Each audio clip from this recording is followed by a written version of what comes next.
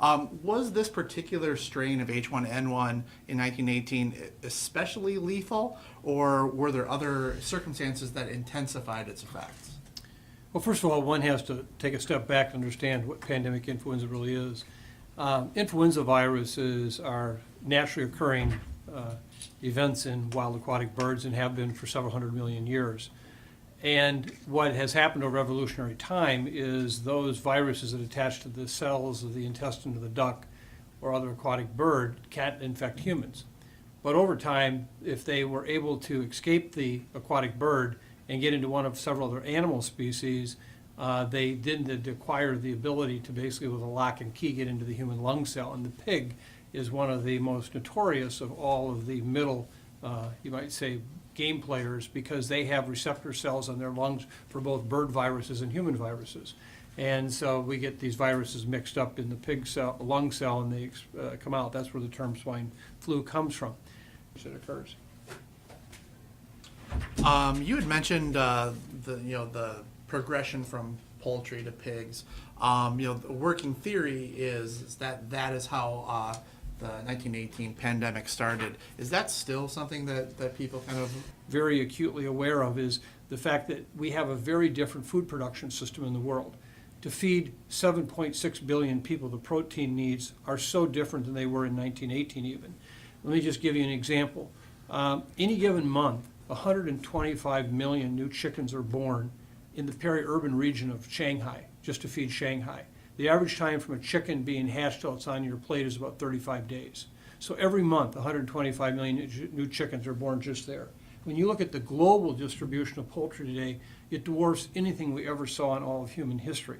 And so we're seeing a mixing and a movement of influenza viruses in birds today that's unprecedented, absolutely unprecedented. And this is one of the reasons why we're so concerned about the future for pandemic influenza emerging again soon, is because of that. I mean, imagine in the old days, the flu virus may have had one throw in the genetic roulette table every month. Now it has millions and millions of throws virtually every hour. And so, we have to be prepared again, because this animal-human interface is moving these viruses a lot. Is that why the Department of Health Ministry? Well, actually, it jumps fairly often, but with a grain of salt necessarily. We've learned so much new information about influenza in the last 10 years. And one of the things we've learned is that by far the most effective transmission may not be what we once thought. Surfaces probably play a very limited, if any, role at all. Yet we talk about hand washing and surfaces. Droplets, which we thought were the primary mode of transmission, which are those big boulders we blow out that actually go no further than 4 to 5 feet, were thought to be the primary way.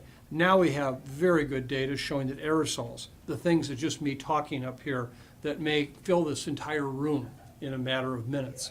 If you want to understand an aerosol, next time you go to a major department store and you're 4 aisles away from the perfume department, but you can still smell the perfume, that's an aerosol.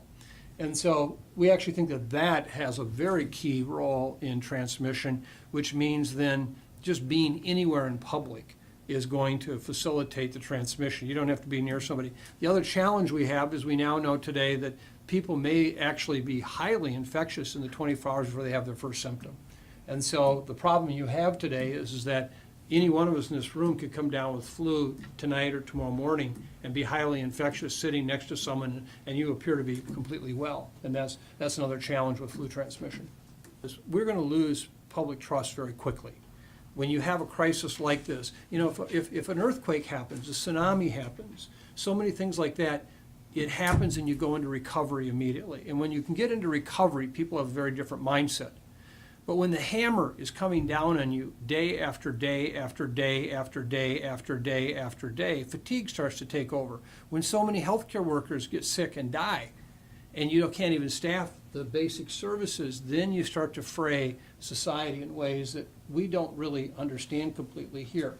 And so I think that's the challenge then, is who is going to be the voice that people will look to and trust, because they want that voice. And if you have mixed messages in public health, we are in big trouble, because at that point immediately the public will have doubt that anybody knows what's going on. So I think that your messages about 1918 were very key.